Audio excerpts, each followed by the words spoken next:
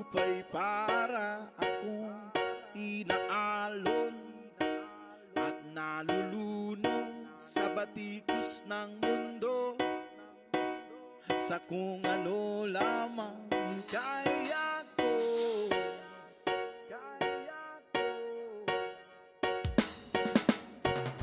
Pigang-piga na sa mga problemang di masolusyonan agad,